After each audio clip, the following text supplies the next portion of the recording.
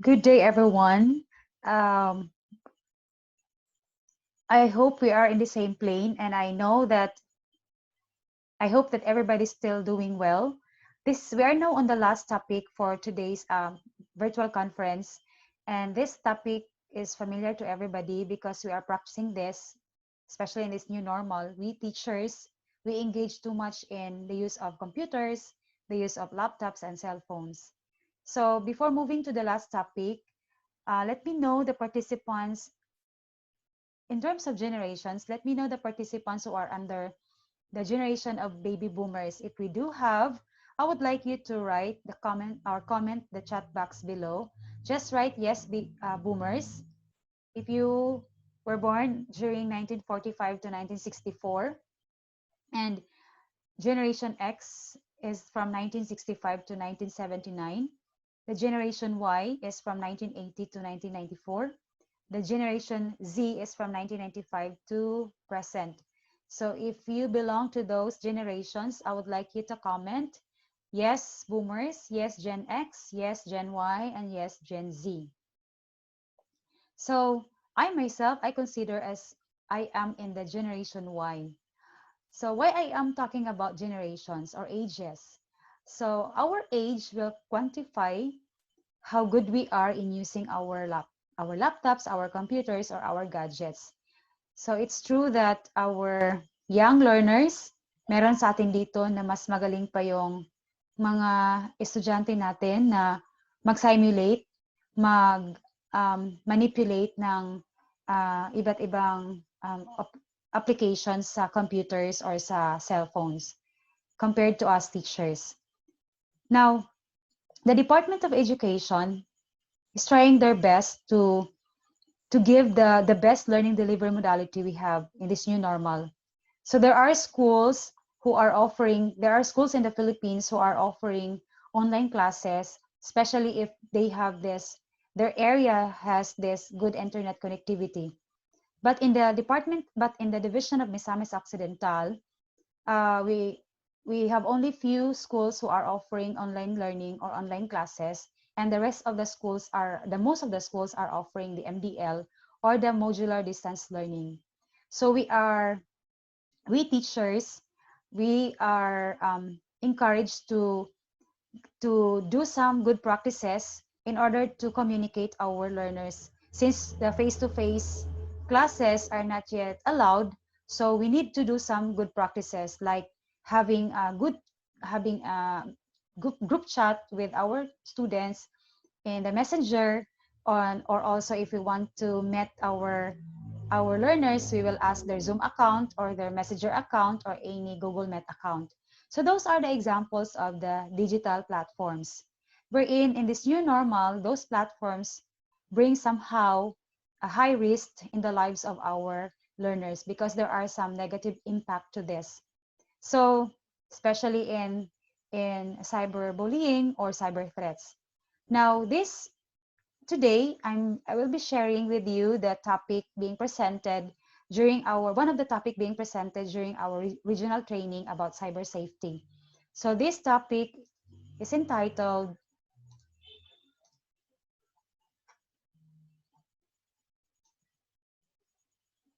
the digital citizenship, the cybersecurity and data privacy. I would like to acknowledge first the person who crafted the presentation in the name of Sir Raymond Iliboro. This was used also during our regional training by our regional speakers. So if we're going to discuss or if we're going to look into the common concepts of these three terms, we are dealing with the data information online.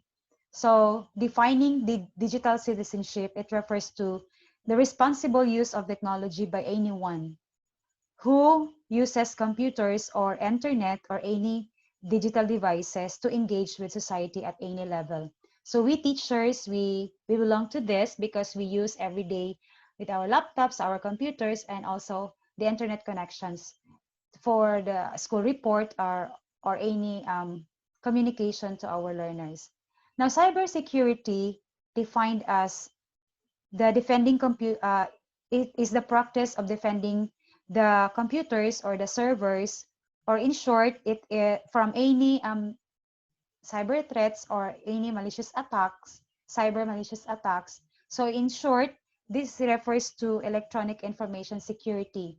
And this is categorized into network security, application security, information, operational, and end user education. Now, for the data privacy, it describes as the practices which ensure that the data shared online has been has has this or is it is intended for a certain purpose. So like having the online applications in a certain government offices. So those are the examples. Now, the Philippine Development Plan of 2040 under the management of President Duterte has this framework. So it pertains to all dimensions of development that enabling the Filipinos to attain development in terms of economic, human, physical, institutional, social, and cultural development. So one of the targets for this DPA is the fully digital country. So our government is now doing some moves or some actions. So we have this digital initiatives from government. So our government transactions, we are now doing this online applications, like for example, renewing our PRC license. So before we can do some transactions, we need to have this online application first by sharing or by applying or by giving our personal informations online. And those informations online must be protected with trust and confidence, so they held liable to our personal information. Now, from industrial revolutions or industrialization down to information drive economy is also one of the targets of the DPA. Now, in terms of information, there was a drastic development of technology in terms of communication because formerly we used this very simple device and up to this mobile applications or mobile phones. So it means that there was a rapid development or drastic development in the use of technology. So in terms of globalization, the Filipinos are good communicators, so we can communicate people outside the country or outside the Philippines or out in any other areas in the world. In terms of business, in terms of education, we can enroll different universities outside the Philippines. So there was a global communication or there is a global communication. So Filipinos, as I said, Filipinos are good communicators. So these are the online, the works of online system. Now, as you can see here, these are the richest companies in the world: the Uber, the Facebook, the Alibaba, and the Airbnb. The world's largest taxi company owns no vehicles, and this is Uber. The world's most popular media owner creates no content, and this is Facebook. The world's most valuable retailer has no inventory, and this is Alibaba. And the world's largest accommodation provider owned no real estate is the Airbnb. As you have noticed here, these are the richest companies in the world who operationally do some business transactions online. So what is common to these companies is the data or the data. They are the data provider and they are doing online businesses. So these are the examples. These are the richest companies in the world who works on the online system or online business. Now, we have this extensive internet and social media use in the Philippines. So is this report was recorded last year 2017. So in the year 2017, the Philippines ranked as the world's #2 in terms of growth in numbers of internet users. And we rank as world's #1 in terms of time spent on the internet, around 8.59 hours per day. And the world's largest or the world's #7 in terms of growth in the numbers of social media users. And we are in the world's number one in terms of time spent on social media, around 4.17 hours per day. Take note that this was recorded last 2017. So how about this year? So we are in this pandemic outbreak. So obviously we rank as number one, I guess, in terms of time spent on internet and time spent on social media. Um, Filipinos are good in the YouTube vlogs. We are the YouTube vloggers.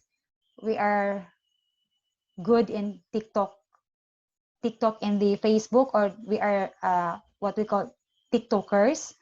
We are also good in uploading and uploading videos and having live Facebook uh, chat or any social media practices. We are good on that. So I guess we rank everything here is we are world's number one, I guess. So this is the result of our social media usage and extensive internet usage. So in terms of information structure environment, online system or online information is productive in the field of medication. It helps us to have a better health care and in government services and also in the field of transportations. Now, we also have these examples. These are the examples, the results of or the examples we have here is outside the Philippine settings.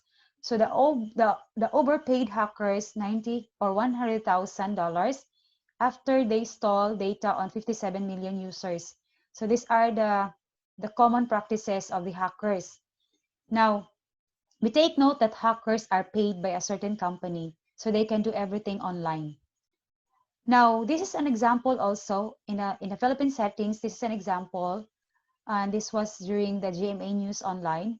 There was a public school teacher in debt because of identity theft, and he said that he received a notification from 3 banks saying that he borrowed a total of 800,000 in salary loans and he denied applying for the loans.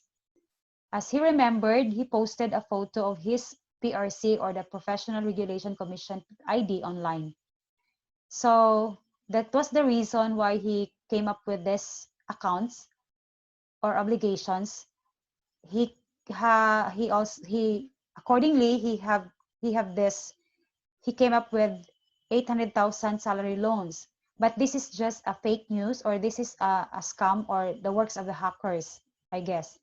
Now, what is the significant here is that we teachers, we must be careful in giving our social security number online, especially those who are doing some online transactions.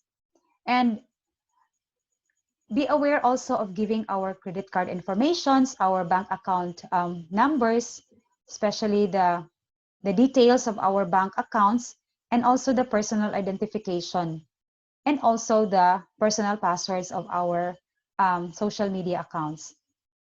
So be careful with that, sharing those personal information online.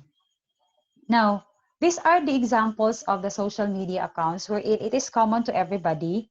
We teachers we have this, I guess all of us here have this Facebook account.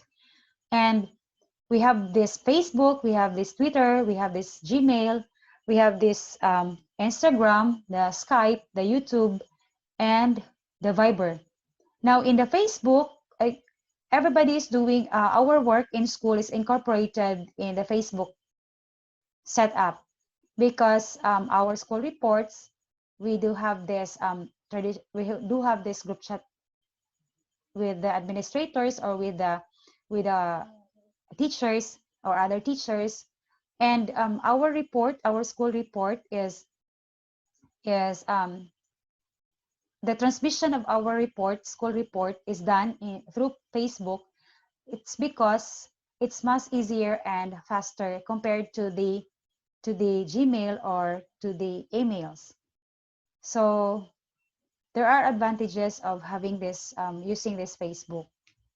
And also, in the use of, in the internet use, in the Philippines, in June 2006 to June 2017, there was a rapid increase of the usage of the internet from 10 point something in the year of 2006 up to 2017. It reaches into 40 point something based on the graph given. So there was an increase, a decrease, an increase, a decrease, and increase at the end of this year, 2017. So the data was based on the SWS survey on the Filipino public opinion on data privacy and attitudes and behavior towards internet usage. Now, in terms of the internet user penetration in the Philippines from 2017 to 2019 included this year, they included this year until the forecasted percent in the year 2025, we have here from 2017, we have the 64.41%, and in the year 2020, it reaches into 72.7%, and the forecasted value or increase is 77.14%. We have noticed here that in the year 2020, in this year, there was an increase of from 64 to 73%. If we're going to round this up, it is because everybody is staying at home and the demands of the internet usage increases, and also the demands of the gadgets increases, the use of gadgets increases. Now, for the culture of privacy, most gadgets used by the Filipinos are is the cellular phone. Now, in March 2017, there was 89% of the cellular phone usage. March 2017 expected that this is the year end of the school year.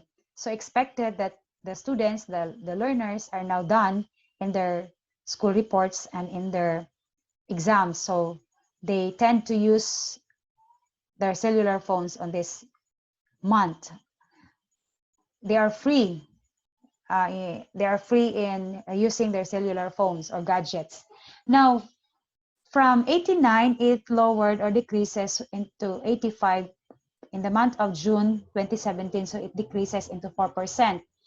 It's because this June 2017 or June is the opening of classes, and maybe the parents would allow the children, the students, to use their cell phone anymore because the classes has started.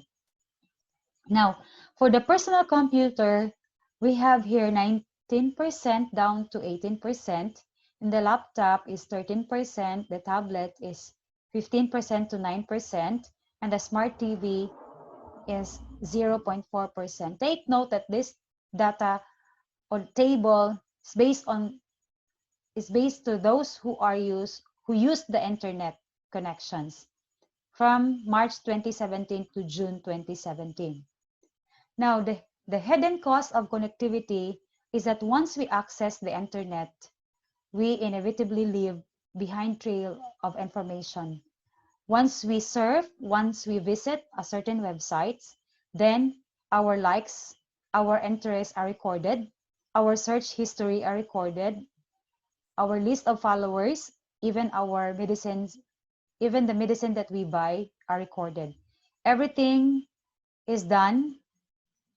Surfing the internet, surfing the websites, everything is recorded in here. Now, nowadays, we have cyber threats, or one of the example of that is the cyberbullying. And especially this cyberbullying is happening sa mga learners natin, sa mga young learners. So if we do have those cyber threats, and the example of those cyber threats are the cyberbullying, the cybercrime, the cyber attack or the malicious attack, or the cyber terrorism.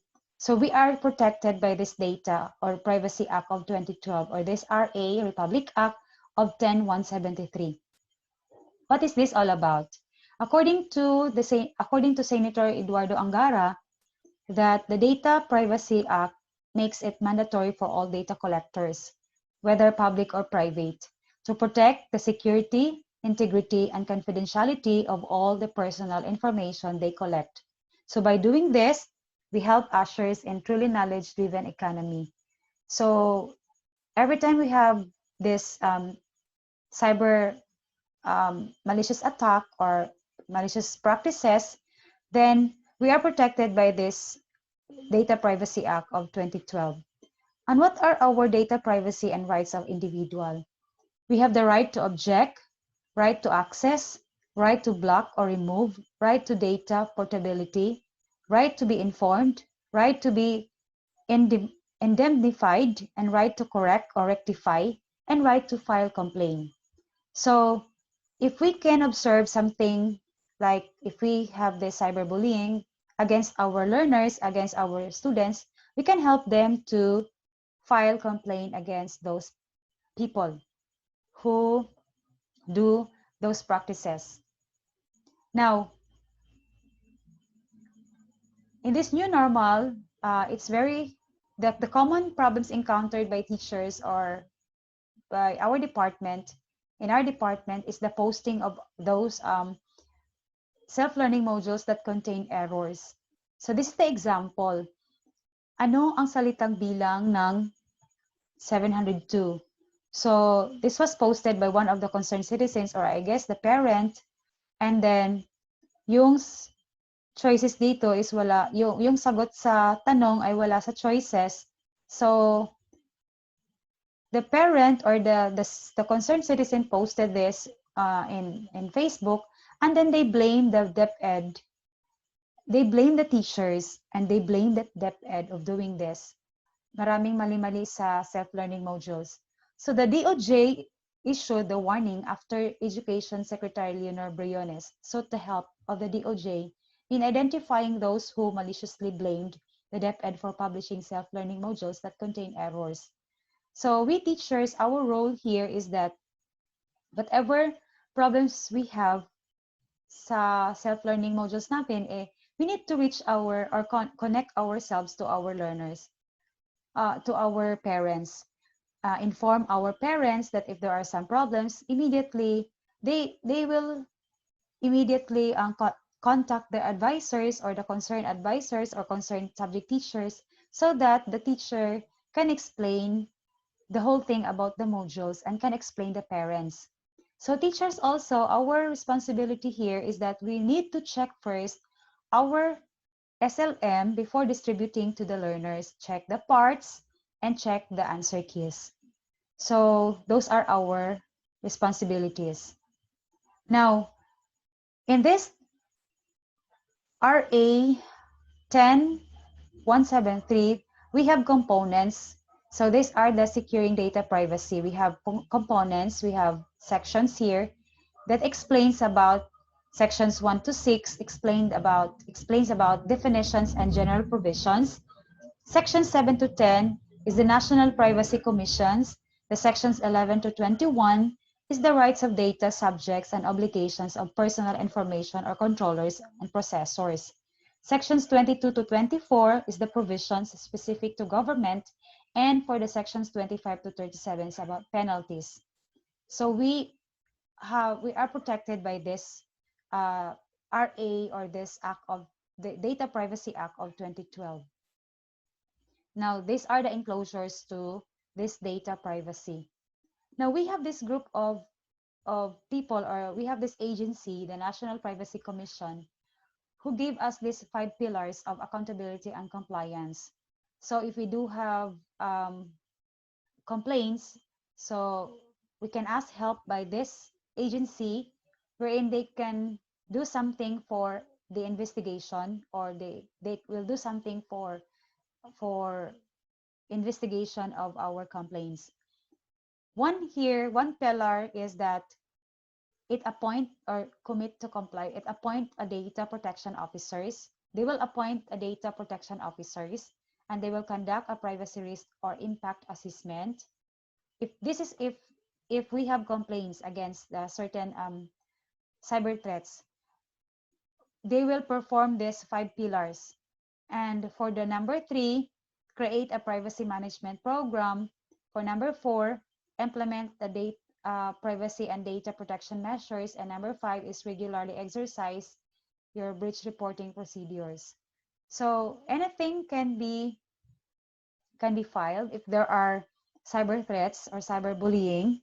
So we can ask help by this agency, and this NPC will do something for investigation or investigation process. Now, if we want to be protective, if we want to protect ourselves online, since we are fond of engaging ourselves in social media accounts, then we need to execute these tips. Like number 1 is never use the same passwords on multiple accounts. So we have multiple accounts like in emails, in Gmails, and debit accounts. Then never use the same passwords because the hackers or having different passwords or having the same passwords can attract the hackers. Therefore, we need to vary our password so that the hackers can find it harder. They could not track our password immediately. So as I said, the hackers are paid. They are ICT experts, so they can do something online. Now, next is lock your device. Leaving a laptop or cell phone unlocked is like leaving an open pores. So with hackers are more than happy to take advantage with us. So every time that we use our laptop and cell phones, always do lock or always lock our device. So next is always log out of browsers. Every time we browse, we search or we visit a certain website, please do some logouts because in the Google Chrome, it has a unified login system. Even if we are only we open only our emails, there are some networks or connections, some system that connects like emails to another sites. So the Google Chrome has unified login system. That is why we are advised to log out automatically once we leave the website, or once we log out or we finish browsing the internet. Now, next is do not log in our personal accounts on free or public Wi-Fi, especially if we are going to work in a certain internet cafe. Make sure that after using it, after using our personal account, make sure that do some logouts, because in an open networks, it makes it very easy to people or for people to pick into your activity and accounts, and the people you share the network with with it may also be using compromise. So leaving our personal accounts free or in a public Wi-Fi uh, can attract the hackers to do something sa personal accounts natin. So next is install an antivirus, updated antivirus, because some some system, online system, like some programs in the internet or the online brings or develop those viruses. So we need to install an updated antivirus. So the new viruses are being created all the time. So simply installing an antivirus program, and it is important to update from time to time. Now, next is install an ad blocker to lessen the browser pop-ups. Every day we search so many things in the internet. So we will ask our ICT experts, school ICT experts, to install ad blocker, and this can be installed in our computer. Next is the Facebook third party. Clean up your Facebook third party applications. Now, from time to time, we make sure that we clean up our Facebook third party applications, because we Filipinos, or especially teachers, we are fond of uploading videos or uploading pictures in Facebook. So we need to delete something or clean up something so that um, well we are using this. They are fun of making making this cleaning up our Facebook third-party application is also doing or is a good thing for us to be safe from those hackers. Now, this is one way of keeping ourselves safe from those cyber threats or any forms of malicious practices, cyber malicious practices. Next is set up our Facebook privacy settings. Now, we are, as I said, we are fond of uploading videos, uploading pictures in the Facebook or in the Instagram or in the Facebook, most especially in the Facebook. So we have options or choices. So we will click the public viewed if we want to if we want our pictures and videos be viewed by the public. So we have those options. And then we have friends of friends, we have friends only, or we have private only. So we have those options. Not everyone has to know what you're doing every minute of the day. So make sure that we preserve something for ourselves and keep something personal for ourselves.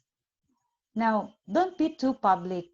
This is the common problem to us, especially Filipinos. We are fond of doing TikTok. We are fond of uploading some pictures online.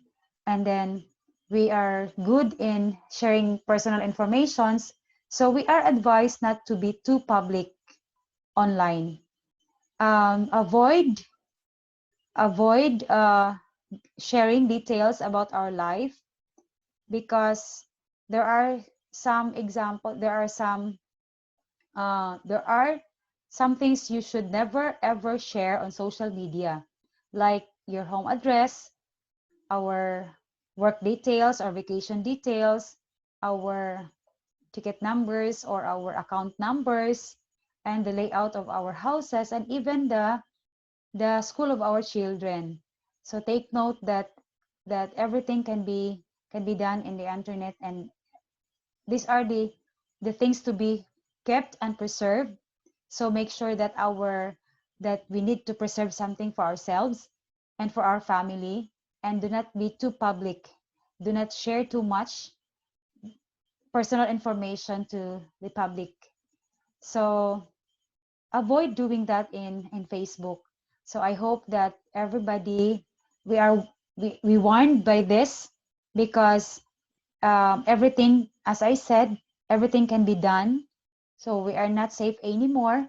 So there are some hackers who wanted to do something negatively. So let's try to avoid sharing personal information online. Now, next is unsubscribe from unwanted newsletters. So this is done, and I think this is common in emails or Gmails. Now, if you want to unsubscribe those newsletters, just click unsubscribe. Then, because sometimes if we are going to subscribe those unwanted newsletters, it's not safe anymore because from time to time we are recorded, and it is for free.